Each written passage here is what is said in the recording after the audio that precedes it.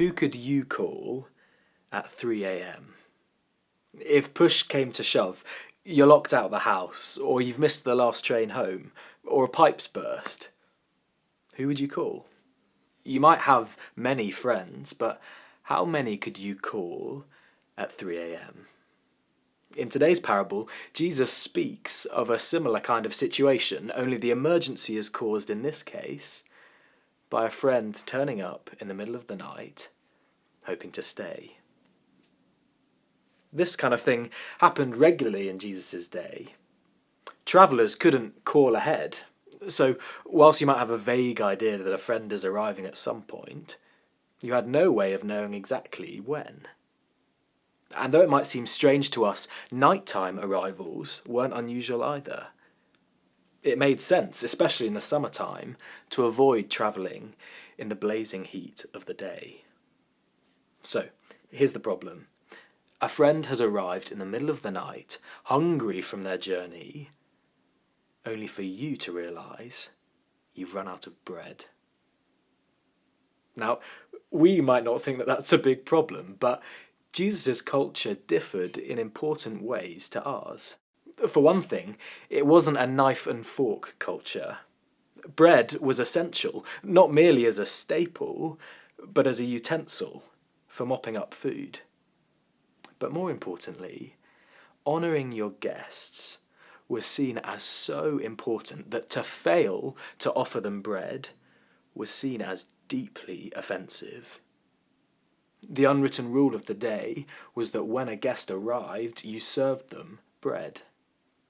But you can't nip down to the shops and it's too late to bake. So what do? Well, you do the only thing you can do. You wake a neighbour.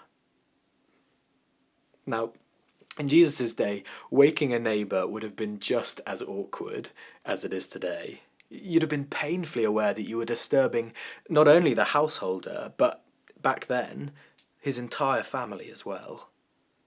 But here's the thing. Waking a neighbour for emergency bread would have been seen as totally acceptable.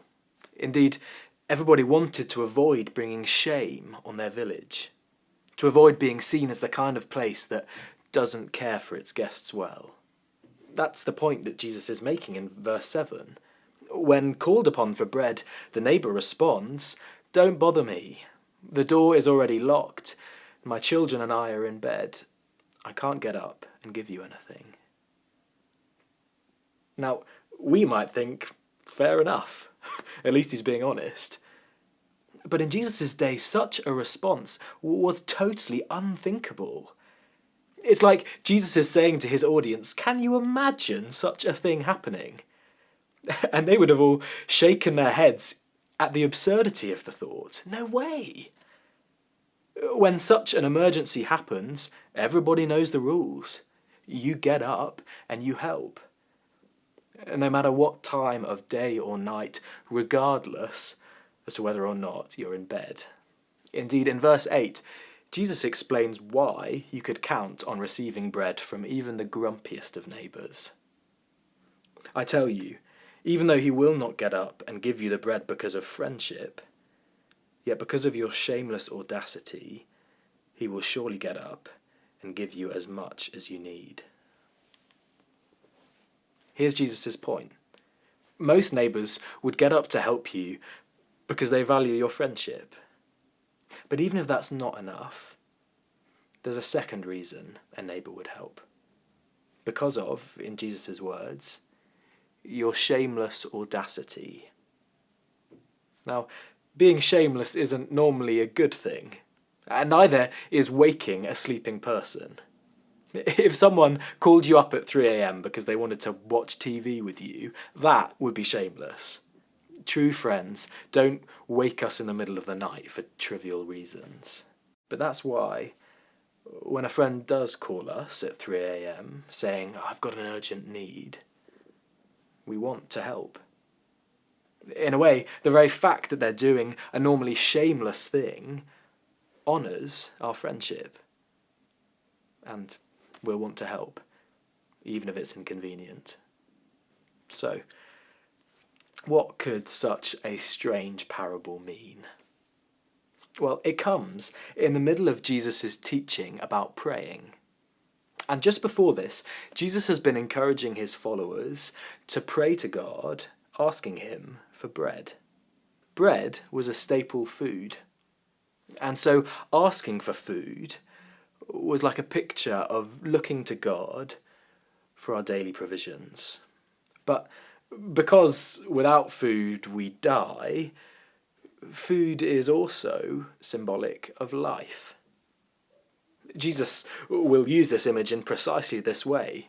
Without God, all of us lack spiritual food. And so this hints at the deeper level of this parable. All of us need to ask God for spiritual food, or else. And in this light, Jesus' parable offers us deep reassurance. Who, we ask, are we to approach God? Surely it's shameless to call out to him, asking him for help, considering how we've treated him. Can we really expect him to care? Will he really want to give us food, considering our track record? In short, do we really have reason to believe that God will hear our prayers? And Jesus' answer is yes. At one level, Jesus' parable reassures us of God's character.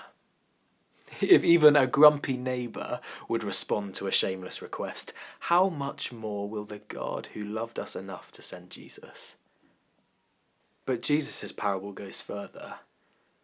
Like the freshly woken neighbour, God discerns the urgency of our shameless prayers. In a sense, the very fact that we'd call out for help from the God that we've spurned shows the seriousness of our need. He will not remain deaf to our cries.